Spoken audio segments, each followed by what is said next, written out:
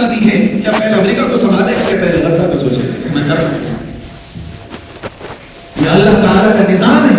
اللہ کا ضابطہ ہے، اللہ کا قانون ہے، اور یہ وہی امریکہ ہے جو اسرائیل کے سر پر ہاتھ رکھے ہوئے کہ تم کرو جو کرنا ہے۔ پھر جنگ بدر کا وہ منظر یاد آتا ہے، جنگ بدر میں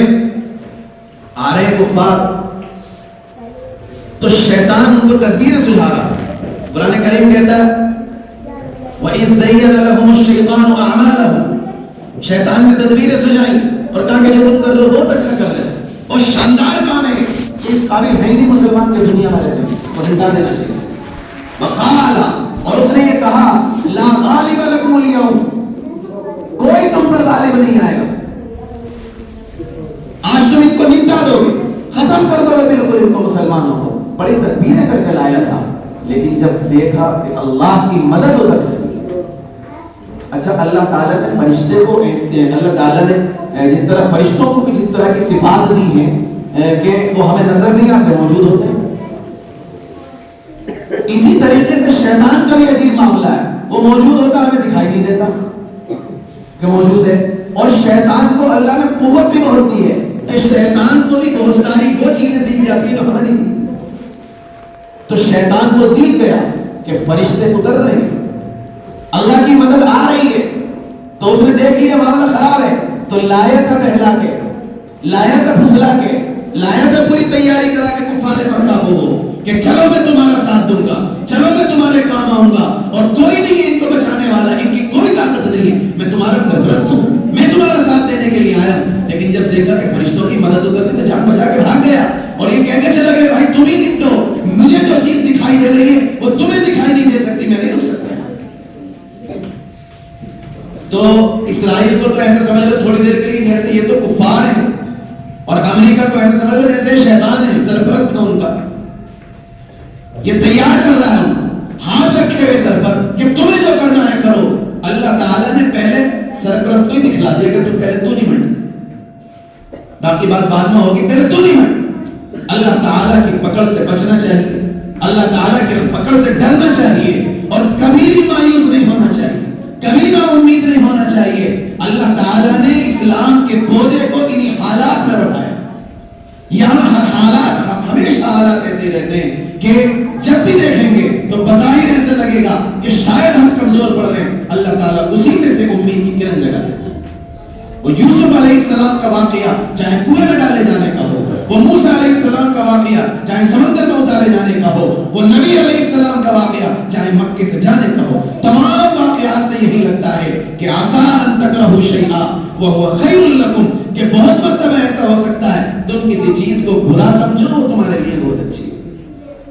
یہ جو حادثات آتے ہیں ہماری اور آپ کی زندگی، تکلیف آتی ہے، بیماریاں آتی ہیں، پریشانیاں آتی ہیں، ان میں بھی یہی سبق ہے ہمارے لیے کہ پریشان نہ ہو، نا امید نہ ہو، اللہ کی ذات سے بھروسہ نہ ہٹائیں، بلکہ کبھی بھی کوئی پریشانی آئے تو ہمیشہ یہ تصور کرنا چاہیے کہ اللہ نے میرے حق میں جو کیا بہتر ہی کیا ہے، اس لیے کہ اللہ ہم بندوں کے ساتھ بڑا رحیم و کریم ہے، وہ جو کرتا ہے وہ بہتر کرتا ہے، چاہے ہمیں وہ دیکھنے میں خراب لگتا ہو،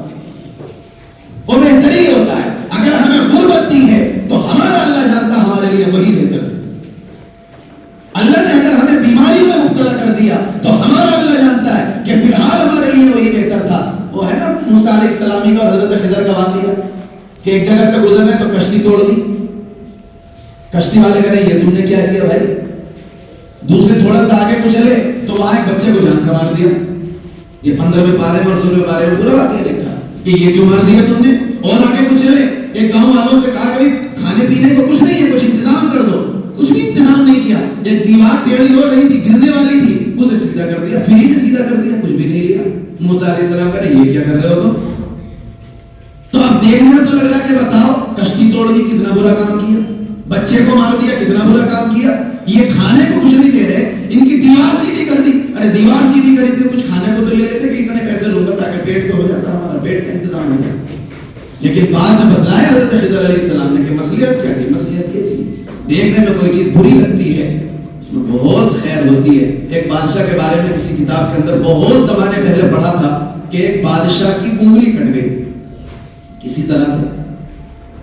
وزیر آیا تو وزیر نے دیکھا بادشاہ سلامت کی انگلی کٹ گئی. بادشاہ سلامت ٹینشن میں بیٹھے. تو وزیر نے کہا کہ ٹینشن لینے کی ضرورت نہیں ہے, اللہ جو کرتا بہتر ہی کرتا ہے. بادشاہ کو غصہ آ گیا کہ میری انگلی کٹ گئی, کہہ رہا بہتر ہو گیا. اسے شرم نہیں آتی وزیر کو, میری انگلی کٹ گئی, کہہ رہا جو کرتا بہتر ہی کرتا. اس نے دربار سے نکال دیا کہ جا, یعنی چھٹی کر دی, جسے کہتے ہیں ہم استعفا کر دیا, نکال دیا وہاں سے, جاؤ. چلا گیا. اس کے کچھ دن کے بعد بادشاہ سلامت گئے شکار کھیلنے. یہ پہلے زمانے کے بادشاہوں کا شوق ہوتا تھا, شکار کھیلنے جایا کرتے تھے. شکار کھیلنے گئے, شکار کھیلتے کھیلتے کھیلتے کھیلتے دور نکل گئے, لمبا نکل گئے علاقوں سے, دور دراز.